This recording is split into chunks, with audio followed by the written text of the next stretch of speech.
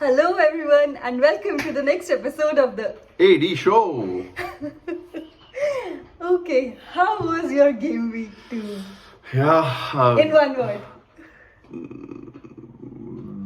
good. Okay.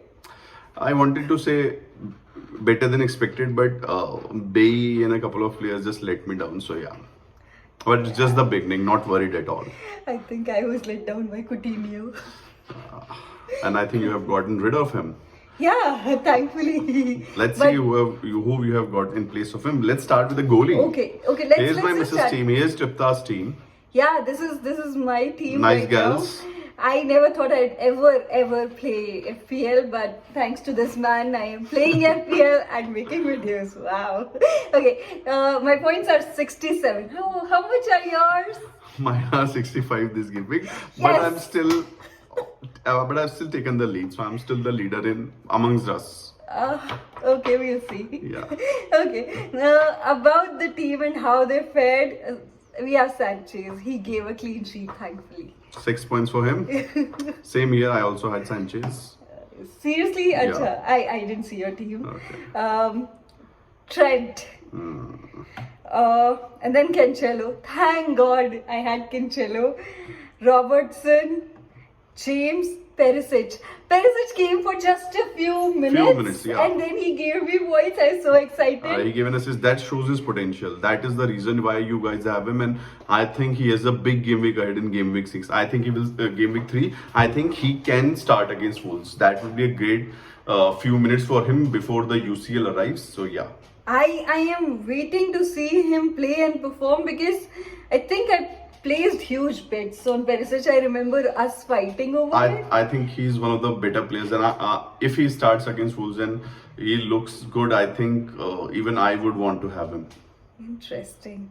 And then what changes would you make to your team? I'm just thinking. Let's just get to my team and then we'll discuss because I don't remember at the top of my mind. Okay, and then I had Salah. Thankfully, I didn't make Salah the captain this week. All thanks to you because, I mean, from the last game, last season only, I've been like stuck on Salah that Salah should be the captain, and that's what that's what the strategy was this year as well. Yeah. This But game week is then- going to be tough. Then thankfully we made Haaland the captain, and okay, we'll talk about Haaland in a couple of minutes. But thankfully Salah was not my captain. I had Coutinho who failed miserably, failed me miserably. I'm being personal here because of the points. And then Neto. Okay, I want to understand this from you. We keep discussing this. And we discuss this a lot that I shouldn't move Neto out. And why do you think so? Because the kind of points I've been getting from Neto are not many. See, the thing is, not every player would score every game week. It is just 2 game weeks, and I think we must have some patience with our players. We only should make our players go out of our team just in case if we think that they are really struggling or they are struggling to have match minutes if they are not starting. Otherwise, I think these all are good players. Neto is a very good player, and I think he's one of the brightest prospect of goal scoring that Wolves have. So I feel if Wolves somehow score a couple of goals or 3 goals, Neto would be involved either as an assister or as a goal scorer. His attacking return, I think, is imminent. Okay. And then in the front line as forwards, I had Haaland and Jesus, and both of them gave me good points. Jesus just exploded, man, Yeah. with 19 points. Yeah, He was and on it. Haaland, while I wasn't expecting, I mean, there were so many chances that he could have made He that could have goal. easily scored a brace. Yeah. He could have, but then I felt there was some gap between the team members. I'm not sure how if I'm right in. I'll leave it to you. Actually, they have not been playing together a long time, I think, and especially Bournemouth was really low block. They were really, most of the players were occupying the defensive positions. At least 2 of the defenders at numerous times were there on Haaland, and they were not giving me any space, and that is the reason the midfielders had a lot of space, be it Foden, be it the likes of Kevin De Bruyne, the Gundogan we saw with the goals. the assist that Haaland gave to Gundogan, the script was clear for Bournemouth, and it was just be with Haaland and try not to give him any kind of space, and that's why the running space was given to the two number 8s, De Bruyne and Gundogan, and also to the width provider on the left side this time, Foden. Yeah. But still, I think we were able to get something out of Yeah, so I'm he got an thankful. assist, and I think with a team like Man City, the thing with Haaland is he will get chances every match, no matter which team they are playing. The only thing is he will not score points every match, but hey, that's common for everybody. But what we look for me, FPL is more not only about points; it is also about choosing players who consistently get chances, so that in some matches they will convert their chances, and in some they will not, and that's how it goes. But if your player doesn't get enough chances, then that is a problem. And I think with Haaland and with such a beautiful Man City midfield, I think he will keep on getting chances, and that is why I have removed Mahrez from my team, and it's a very nice segue, I think, into my team. And that is the reason I have removed Mahrez, and I have got one another midfielder from Man City, and his name is our new club captain, Ilkay Gundogan. That was an amazing And thing yes, that happened. He was named the captain probably this week. yeah, I took him in my team. I just don't remember. I think after the game week ended yesterday only, or day before yesterday, and he was made the captain yesterday. Oh, I think wow. that was wonderful. And you also made a change. Kindly tell our viewers Yeah, what change you have. so- She had two so- free transfers, and she used one of them. Yeah, I let Coutinho go and I Yeah. brought in Martinelli. And I think that's a wonderful move, considering he's playing two of the promoted teams next, and he's really high on points, on confidence and everything. And I think that left side of Arsenal is flooding with chances, and that left space is dominated by Jesus and Martinelli, and she has got both now. And most of the top content creators I'm seeing their teams, all of them have Martinelli and Jesus. So I am kind of feeling left out. I had a choice. I will tell you now, guys. I had a choice to get in Martinelli, but I wanted that 8 million space. Unfortunately, I'm not too big on Foden. I think minutes wise, he is, I think, the best out there after De Bruyne. But my problem was, I think he's playing a lot wide. I wanted to get someone who is playing number 8 and who is making the runs, and I just couldn't afford De Bruyne. Otherwise, he's just a no-brainer for me. So I went for Gundo. He was in. I saw him in many promising positions to start with, and he scored a goal. And I think Gundo can be a big factor. But yes, I will dearly miss Martinelli in my team. And with two promoted teams, I need a big sofa, because I think Martinelli is there to score. So just let me see my team first, guys. So my points were Sanchez, like her. I started with Sanchez, 6 points. And then I had Gabriel. Leicester scored a couple of goals. So Gabriel just scored 1 point. Trent and Robertson, again a clean sheet gone by just because of Matip injury. I'm thinking on the lines of they are struggling defensively. Many people are questioning Robertson now, and they're trying to bring in Luis Diaz.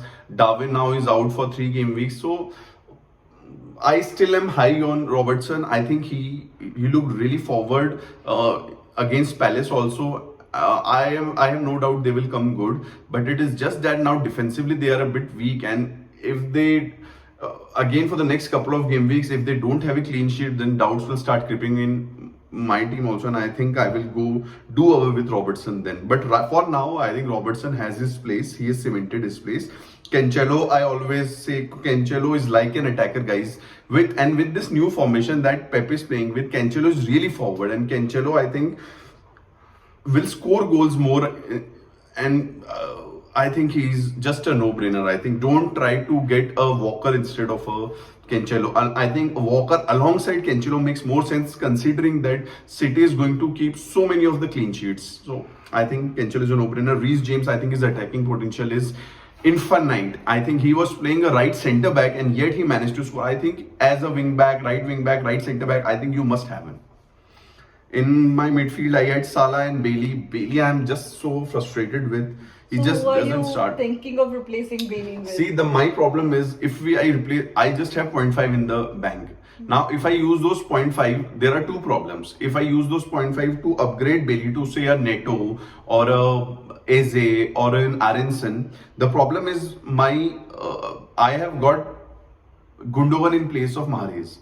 So I two free transfer. I have just done one like her. Now if I have Gundogan is 7.5. If I get rid of this point 0.5, now that 8 million slot is closed for me then for some time. So I want to keep that 8 million slot alive. But Bailly, because he's not starting, is giving me a lot of nightmares. Now I have Andreas and Da Silva on my bench. I think Da Silva is doing really good. But my problem with Da Silva is he has been lucky. The last time he scored, I think Dahia would save that 9 times out of 10. So I don't see Da Silva scoring easy goals again. And moreover, they have also got Damsgaard in. Now Damsgaard is a damn good player, and I think he will take that number 10 role or a number 8 role. And I think if he starts, he will get more minutes, and there's a chance that Da Silva shifts to the bench. And if that happens, then I will be in for a rude shock, considering I know that Damsgaard is going to start sooner than later. So, and Damsgaard is really good. I have seen him in Euros, and he has that kind of ability like an Ericsson. He is very good with free kicks and dead balls and attacking maneuvers, and I think he idealizes himself and he's based himself on Ericsson. So I think he can be a great pick for Brentford, considering how well Brentford did when they had Ericsson last season for the small point of time. So this is my dilemma. If I still go for it, I think I will go with either Aronson or Eze. Eze I know has some difficult fixtures in between, but I'm really high on Crystal Palace. I really like the way Vieira is shaping them to be last season also and this season also against Liverpool. I think defensively they are still not that strong, not that organized. Liverpool could have easily scored a couple or three yesterday. I think they just missed. They have fluffed such lovely big chances. But Eze, I think, along with Zaha, I think Zaha is their main threat, but since he's too expensive for me, I think I will go with Eze, who can give that balance, who can give that assist threat, and I think for minutes also is right now secured. Right now in my brains, Aronson is also a very good pick. So I'm confused between the two. I might not do anything and keep Bailey because I don't believe in eliminating players. I believe in rather selecting them and keeping up with them. Yeah. I wanted to understand what was your thought process when you were actually bringing Bailey in. Like I see him, it was in your first draft. Yeah, yeah. So what was your thought process and why did you bring Bailey in? Was it basis your eye test, or was it basis the statistics that we had been seeing, or was it a combination of both? I mean, what did you think? And then I know he has not fared well, but again, basis, what was your understanding before, and I mean, can it translate at a later point in time? Of course. I don't. That can actually help you make the decision. See, the thing is, when I took Bailey, he was doing lovely in the preseason matches. He was looking really sharp and better than the last season. Okay. And to add more strength to my argument, he has a wonderful record in Bundesliga, German league, and I have seen him play in Bundesliga, and he is a monster. He's a goal scorer of the highest quality. So I really rate him as a player. Mm-hmm. So secondly, my team was shaping in such a way that there was only one spot that was left for 5 million. So I did not have any kind of money. If I had enough money, I probably would have gone for Neto. If I would have got 1 million, I would have gone for Martinelli. In the 5 million bracket, the best player I thought was Bailey, considering his preseason form and his Bundesliga record. But now the problem is I want to stick with him. I don't think for one reason that Bailey is not going to perform. The only thing is that in the first match when he started, he looked sharp, but Aston Villa was really poor. In the next game, the manager Stevie, he benched him, and Aston Villa looked very sharp. And they won he came off the bench for a 1 point, and then Aston Villa won the match 2-1. Now I don't think Stevie is a kind of manager who will take chances. I think he will start with the same 11. I don't see him starting again in the immediate next game week. So then the chances of Bailey translating right now are less. Dimming. And right now their fixtures are also not on the up. Now I think they are going to face a couple of good teams in the next 3-4 fixtures. So this is a very close call, because I don't think whoever I bring, be it Aronson or Eze, is going to put the stands on fire. I think there is a reason why these players are priced at 5 million and 5.5 million. These are not that good a player. They will not give you returns every match. Even if you get a return, say every 3-4 match, you should be happy. but the player should at least start in my viewing. So that this is where my conundrum is. If the player at least starts, he can give us a couple of points or 3 points. But if a player just keeps on coming from bench, I think it just doesn't feel right. Yeah, that is my thinking. Okay, and then what do you think about Nunes? I know Nunes is out of picture now, but there was a point in time during this entire I'm still high on him. weekend we were discussing about him, and we were thinking how will we change our teams to actually bring Nunes in if we had to, and we sure did have to, unless The red that card. mighty thing happened basically. Yeah, I think he will be in our thoughts very soon. I think he's a class player, and I think he will learn from this. I think Klopp will put it in his head, nail in his head, that he needs to have a better attitude. I think the defenders will try to get under his skin, in his brains, but I think he will learn from his lesson. And I think yesterday also he got a lot of good chances. I think as soon as he comes back and he starts playing again, starting again, I think he will be in my thinking again. And another good reason is we still have got a wild cards. Most of us have a wild cards, and if he comes in at say game week 7, 6, 7, and he starts again on field, and game week 8 is I think after game week 8 there's an international break, and after game week 9, I think in wildcard he can certainly be there. If say Robertson is not performing, then I think in a wildcard I can easily get a Darwin, a Salah, and a Trent. So yeah, he's in the mix of things. But right now we can just relax and not put him in our state of affairs, and just keep continuing with the kind of Liverpool players assets we have. Okay, and the most dreaded question now probably, who will be your captain this coming game week? See, most of the content creators and the FPL managers, my friends, they are captaining Salah against Manchester United, and I think that's a great decision, simply because of the fact Man United defense-wise have been absolutely shabby, and I feel Salah, the kind of scores he had against Manchester United last season, I think he will be a big, and he has not performed in the second game week. I think Salah will be up for it at Old Trafford against Manchester United, but I am going to go again for Haaland. Okay. My thing is that Newcastle, there are two reasons. The first reason is whenever I see my team playing, I see so many chances being created. There will come a game week when Man City will hammer some teams 6-0, 7-0. Trust you me, guys. There will come a game week. Yes, I don't know when that game week will be, but even when that game week is not there, they will still score a couple of goals against almost every team, against any kind of defense. With those many kind of chances, I think Haaland has to be in your options. Secondly, I feel Newcastle, this is the optics I talk about. If you have not watched the Newcastle Brighton match, you will think, oh, it's a clean sheet. Newcastle's defense is quite strong. They have not conceded a single goal in the past 2 matches.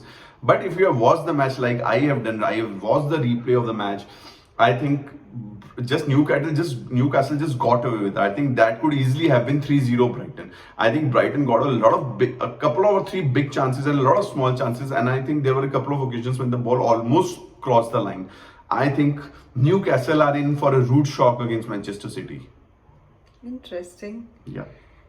You are still confused about your captain, or you? Yeah, I am very confused, and I really don't know. And I think it is going to be between Salah and Haaland. Haaland, yeah, because I think those are the main But players. the thing is, Jesus also has a promoted team next game week. They are playing Bournemouth, and Jesus has already scored 19 points this game week. So it's very close between the 3. Yeah, Jesus then being in the mix of things, that makes it more difficult. Yeah. I don't know. I mean, I don't like making as many changes.